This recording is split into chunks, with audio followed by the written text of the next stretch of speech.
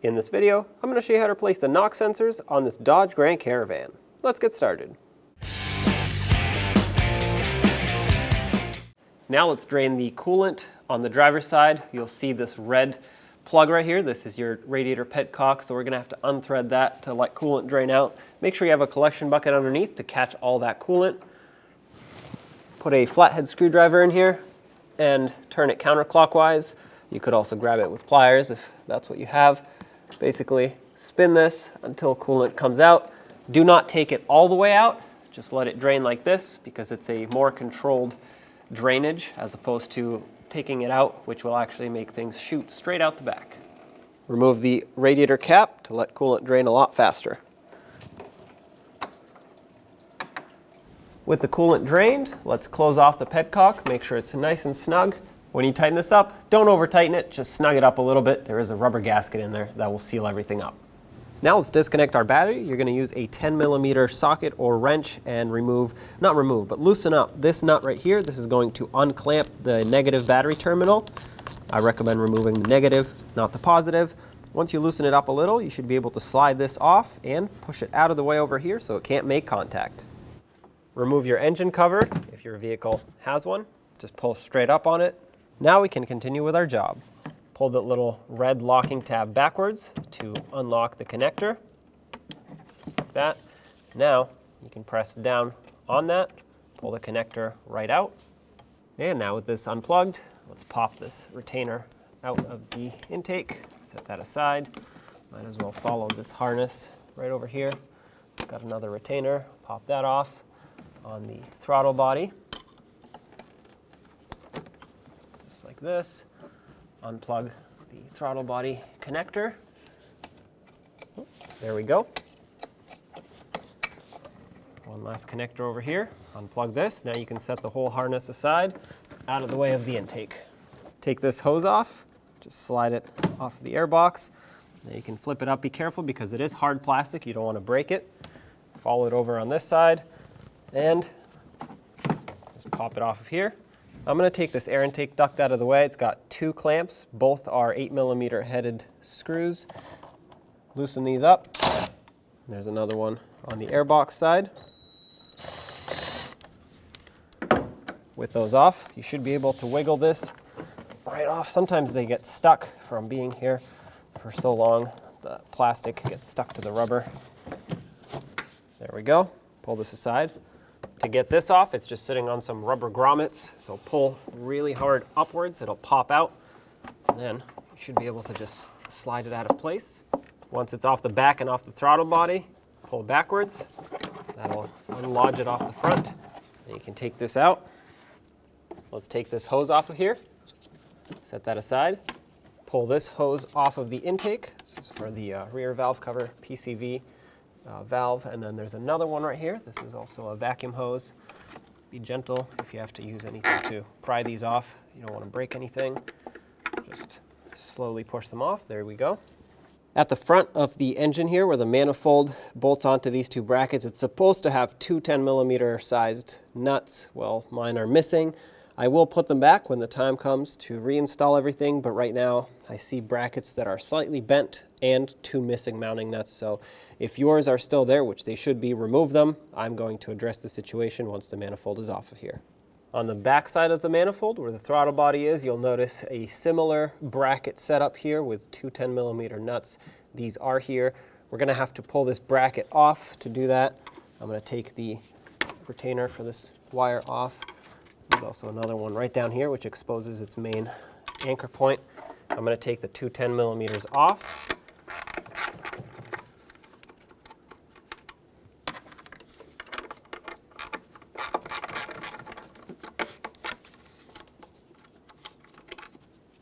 And now let's take off that 13mm down there.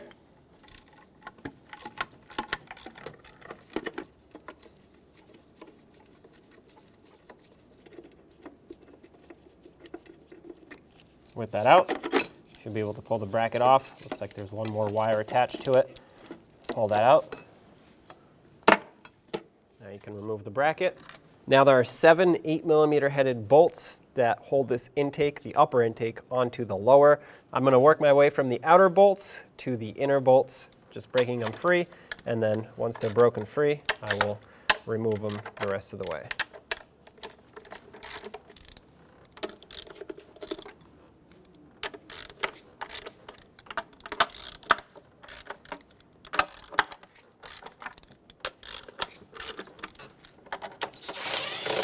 These bolts will not come out completely.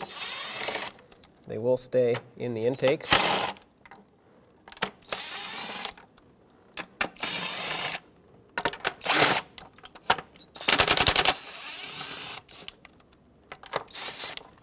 Now grab the intake, pull it straight up, set it aside. Now take this foam off. Now we have to unplug the injectors. Just press on the tabs and pull them out. And just so I can get a little bit more space here, I'm going to pull these retainers out of the valve cover and then remove the harness, or just set it aside, just like that. Now let's unplug the injectors in the rear. Sometimes it's difficult to get them because the locks tend to either stick or be broken sometimes, but you can stick a screwdriver in there and just pry it. There we go. Leave these over here. Now with an 8mm socket, I'm going to take out all 8 bolts that hold this lower intake on. We're going to leave the fuel rails on.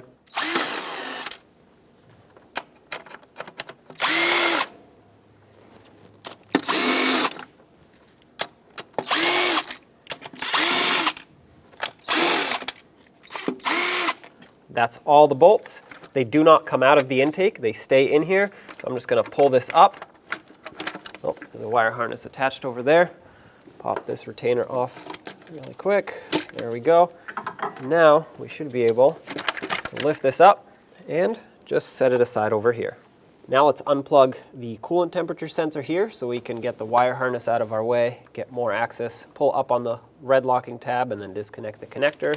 Set this aside, and right underneath it you'll see the connector for the oil pressure sensor. This has no locking tab on it. Just press on it, disconnect it, pull it backwards. Now let's remove the 5 inverted Torx bolts that hold this oil filter housing down. You're going to use an E8 socket. It's an inverted Torx socket. I'm going to just start with the outer ones and work my way towards the center. There really is only one center bolt, which is that one right there. Break them free and then remove them all the way.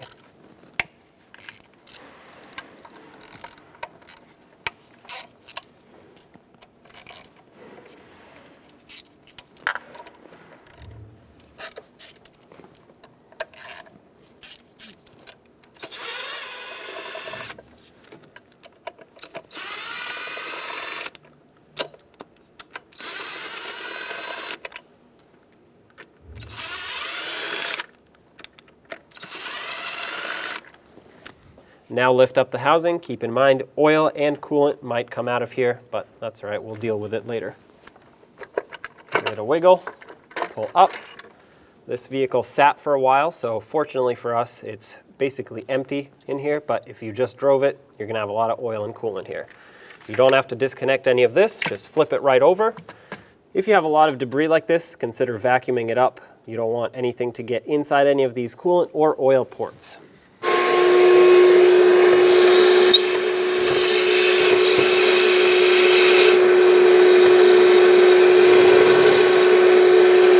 Now with a pick, or really anything that you want to pry up with, hook onto this little tab here, metal clip, and you're going to want to pull straight up, just like that.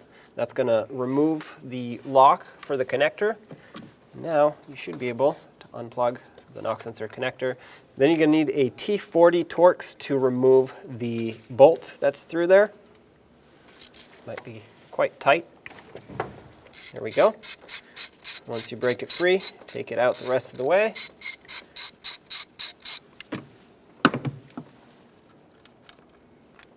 Take the bolt and save it, and there's your knock sensor.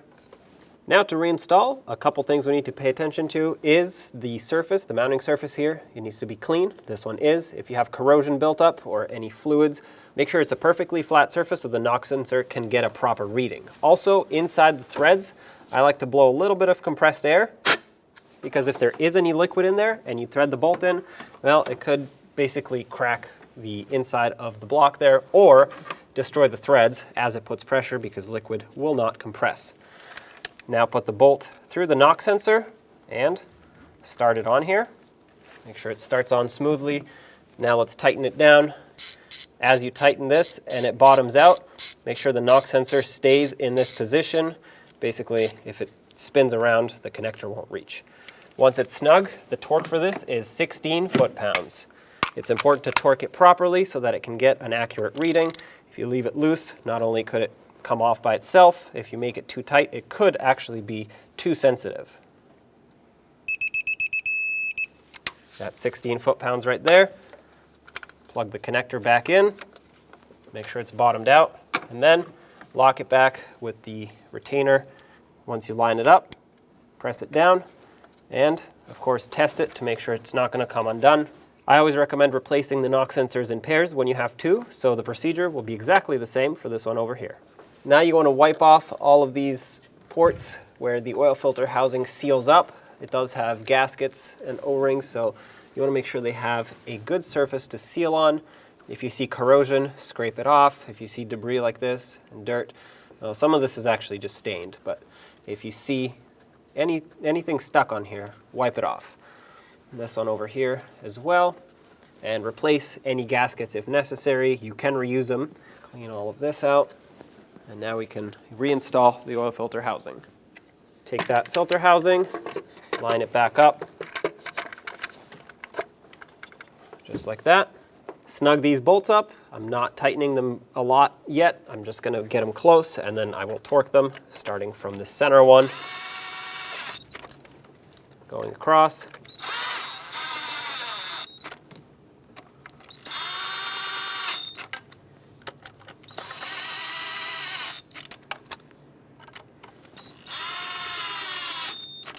Now let's torque them.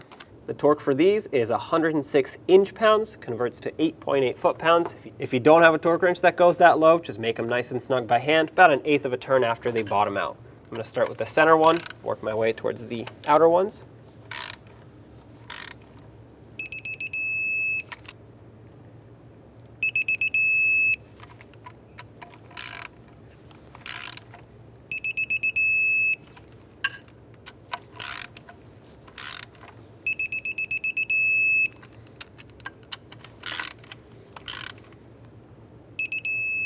Let's double check them all.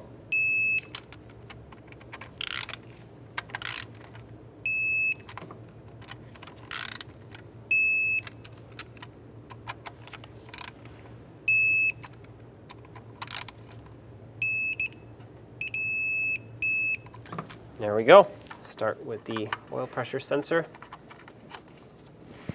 Click that on. This one did not have a lock on it. And reconnect this one as well. Click it on, and this one did have a lock, so make sure you lock that down. Now let's clean the entire surface area where the manifold actually bolts onto the head. This side is a lot dirtier than the other. Regardless, you're going to want to take a razor blade and very gently scrape all this debris off. If you don't clean this off, the intake gaskets will not seal up. You'll have some air leaks, and well, that's not going to be great to fix. I don't recommend anything other than a razor blade because it could damage the surface permanently, whereas a razor blade usually scrapes flat and does not leave any marring behind. Of course, you're going to want to do this to both sides, all 6 ports, and then let's get the intake back on. Now get the intake situated back on the engine. If you have to replace the intake gaskets, do so now. It is important that everything seals up properly. You can reuse these as long as they have some squish to them if they look like this underneath, which mine do, so I'm going to reuse them. But of course, if they are flat, worn, or hard, if they're not soft anymore, definitely replace them. Now start in all of these bolts by hand to make sure that they actually catch onto their threads.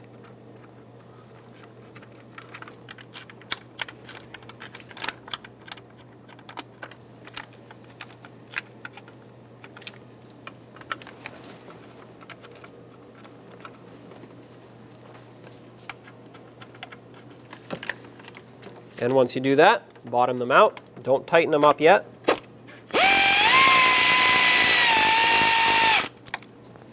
I'm going to go in a cross pattern.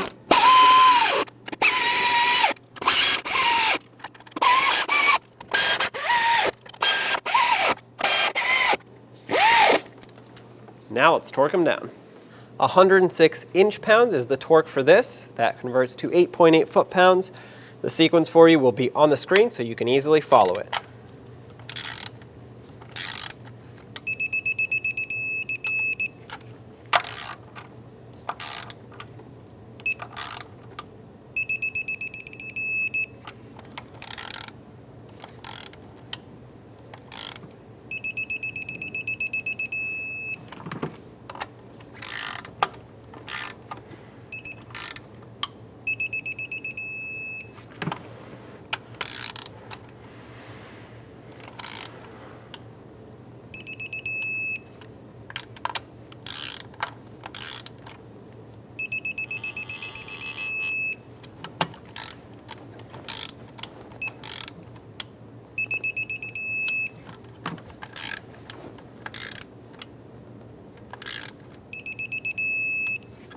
As always with rubber gaskets, I like to go around twice, so let's check them again.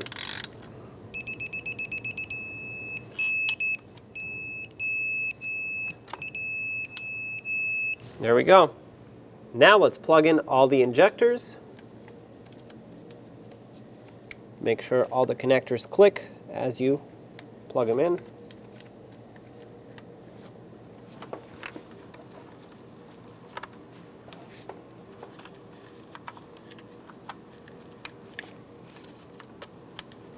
And if you took the harness off of these retainers, resecure it so it can stay in place. Next, put this foam piece on. Mine is in okay condition, it's not great. If yours is completely falling apart, you're better off removing it rather than it falling apart underneath the intake here. But if it's reusable, go ahead and reuse it. Now as you put the upper intake in, make sure it lines up with these two brackets here. So I'm going to bring it in, line those two up, and press it backwards like that. And then, as long as the brackets are still lined up like they were before, when you put this down, all the bolts here should line up into their bolt holes. So before I bolt on any brackets, it is important to actually bolt it to the lower intake first so that this is sealed up, then you secure everything around it. Now let's tighten these up. I'm just going to snug them at first, get the bolts nice and close, but I will follow the appropriate sequence for this. You'll see it on the screen.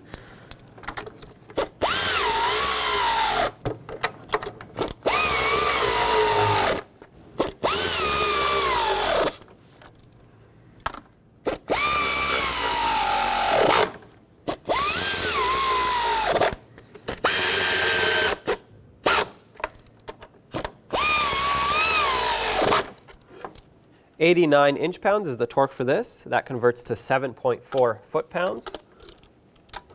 We'll follow the same exact sequence.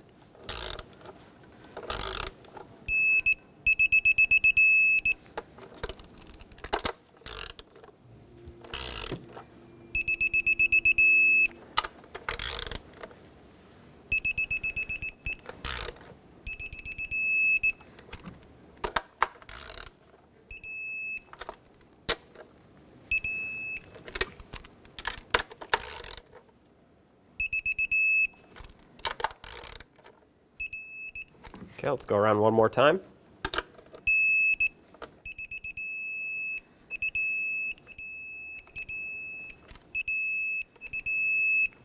All right, that's torqued. Now let's get this rear bracket in. Not only do you have to line it up with the studs, but before I put it down all the way in, it'll be easier for me to resecure this harness onto it right now. Just like that. Now I'll line it up with these, and automatically it should pretty much line up with the mounting bolt or mounting hole for this stud at the bottom. There was only one. Okay, I'm going to thread that by hand until I get it close, and then we'll snug that up. The torque for this is 177 inch-pounds. That converts to 14.8 foot-pounds. Let's make sure it's nice and tight here so it can hold that intake manifold on the bracket properly. Make sure everything is still lined up before you torque this. That's it right there. Now let's put these mounting nuts on.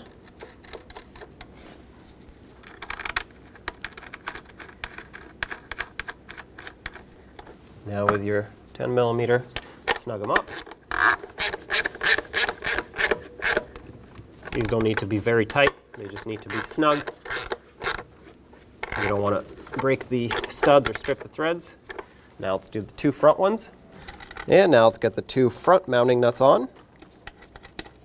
These were the ones that I was missing before removing this, but you want to make sure you re-secure them so that the intake is properly secured to the engine.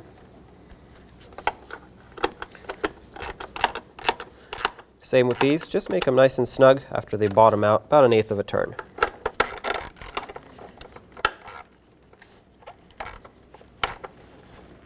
Resecure the upper radiator hose to the intake. Resecure your wiring harness onto that stud. There was another retainer over there. This also gets clipped into the PCV hose. And then might as well plug in the PCV hose while we're at it.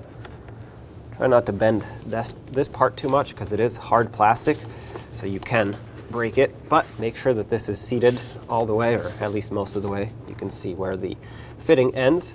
Resecure this over here, and might as well plug this in while we're at it. Make sure that clicks. This did have a lock, so make sure you lock that down. Put this hose back on the intake. Resecure this over here, and then another attachment point there, but make sure the PCV hose goes over, or the vacuum hose. Secure that, and plug the throttle body back in. Make sure that clicks. Let's put this piece back on. When you put it on, make sure it fully seats on that throttle body so you don't have any air leaks. It also has two little dowels on the back that it has to line up with, as well as on the intake here. Press that down. Once you press it down, you should not be able to easily pull it back off. That's how you know it's seated. Plug this in. Take your air intake duct, place it on the intake side. Make sure it's bottomed out completely. Has a little notch on the top that has to line up over here. And same on the air filter housing. Once it's perfectly seated, go ahead and snug up these bolts. Once it's fully seated, snug up these clamps. For these, you don't have to tighten them a lot. Once they bottom out and get snug, stop right there, because if you over tighten them, it'll actually strip the little screw in there, and then you'll have to replace the clamp. Okay, that's it right there. Let's tighten up this one over here.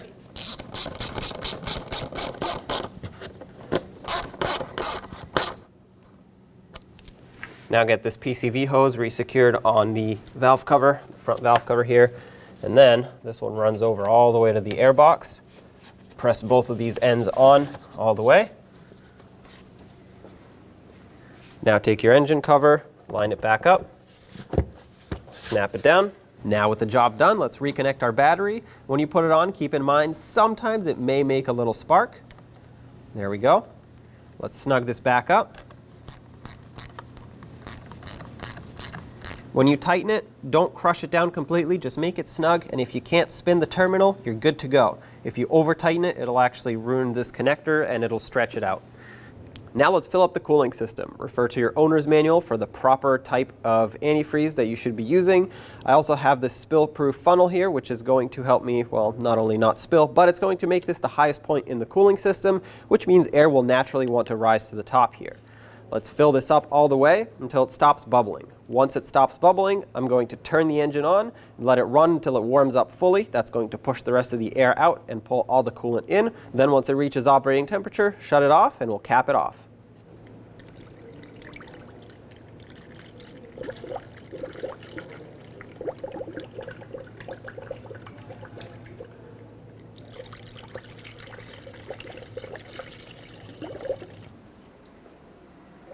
To bleed the cooling system, we're now going to start the engine. As it runs, I'm going to turn the heat all the way to the hottest point on both. I'm going to turn the blower on low. We're going to want to make sure the AC is off. We don't want AC. I'll make a blow on the vents just so I can feel the heat. If you have rear HVAC controls. I'm going to do the same, blower on low, heat on high. This will circulate all the coolant through the heater core. You're going to feel the heat once it warms up. And of course, as it does warm up, we're going to want to pay attention to our temperature gauge, which is on the left side of your dash. You're going to want to make sure it doesn't go past the halfway point. If it does, it's most likely an air pocket. So shut it off, let it cool down, and then start it back up. Once it warms up to the halfway point, we'll shut it off. Now let's cap this off. If you're using this funnel, it's easiest if you just squish on the upper radiator hose a little bit, plug up your funnel, and then remove it as you let go of the upper radiator hose. That will usually make it so that you're not spilling much at all. Now remove your coolant funnel if you used it, or the adapter at least, and put your radiator cap on. Make sure you click it on twice. It has 2 stages to it. On the driver's side of your vehicle, near your battery, you'll notice this is your coolant overflow tank. If yours wasn't full all the way, like mine already is, you're going to want to add coolant until you reach the max line. Don't go over it, but make sure it's full. Now with everything back together, turn the engine on, take it for a road test. When only the best will do, demand TRQ. The only company that lets you view before you do. TRQ is committed to offering the highest quality aftermarket auto parts that are engineered for peace of mind. Thanks for using and viewing with TRQ.